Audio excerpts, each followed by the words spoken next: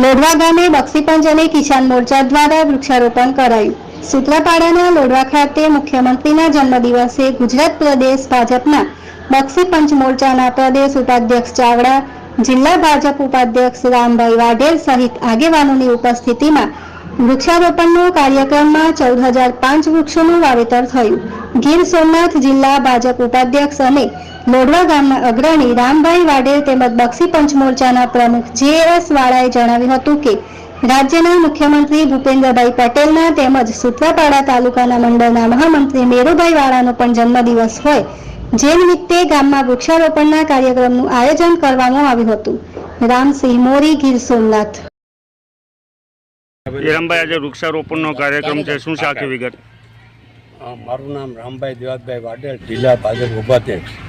આજે ચાવડા સાહેબ, વાળા સાહેબ, બાપુ, અમારા સંગઠનના બધા પદાધિકારી તથા સરપંચ તથા ગ્રામજનો આજે મુખ્યમંત્રીના જન્મદિવસ નિમિત્તે અમે નિર્ણય કર્યો છે, જિલ્લા કિસાન મોરચા વતી મારા ગામમાં 14,000 ઝાડવા રોપવાનું અમે નક્કી કર્યું છે। આજે 1,000 ઝાડવા આજે રોપાશે, સામે ટ્રેક્ટરમાં ભરેલા છે અને એનો ઉછેર કરશું।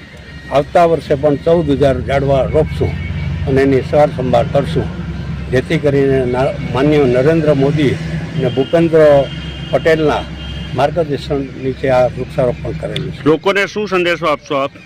લોકો પણ આમાં વધારે જોડાય અને પોતાના વિસ્તારમાં ઝાડવા રોપે એવી વિનંતી છે। હું શ્રી જે.કે. ચાવડા, પ્રદેશ ભાજપ બક્ષીપંચ મોરચાના ઉપાધ્યક્ષ અને ગીર સોમનાથના પ્રભારી, આજરોજ લોઢવા ચેતન હનુમાન સિમ શાળામાં વૃક્ષારોપણનો કાર્યક્રમ બક્ષીપંચ મોરચા દ્વારા અને કિસાન મોરચાના સહયોગથી આજે અમારી સાથે જિલ્લા ભાજપના ઉપપ્રમુખ રામભાઈ, સરપંચ હીરાભાઈ, અમારા બક્ષીપંચ મોરચાના પ્રમુખ વાળા સાહેબ અને અમારી ટીમ સાથે ગ્રામજનો, આગેવાનો આજે અહીંયા પ્રાથમિક શાળામાં વૃક્ષારોપણ કરવામાં આવ્યું।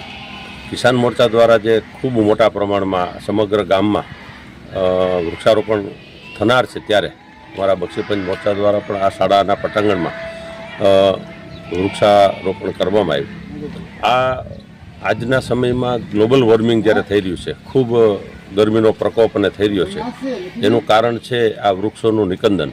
તો આ વર્ષે જે પ્રધાનમંત્રીએ કીધું છે કે માં કે નામ પેડ, એક પેડ માં કે નામ, એ અનુસંધાને દરેક આગેવાન, દરેક કાર્યકર એક ઝાડ તો રોપશે અને એનું રક્ષણ કરશે, ઉછેરશે, પરંતુ જ્યારે હીરાભાઈ, સરપંચ અને રામભાઈ જેવા આગેવાનો એના સમગ્ર ગામમાં હજારોની સંખ્યામાં વૃક્ષારોપણ કરતા હોય, તો હું માનું છું ત્યાં આવનારા સમયમાં ખૂબ મોટા વૃક્ષો થશે અને ગ્લોબલ વોર્મિંગમાં એનું જે ફળ છે, સારા ફળો છે, એ માણસોને મળશે। બસ એ જ સંદેશ। ધન્યવાદ। ભારત માતા કી જય।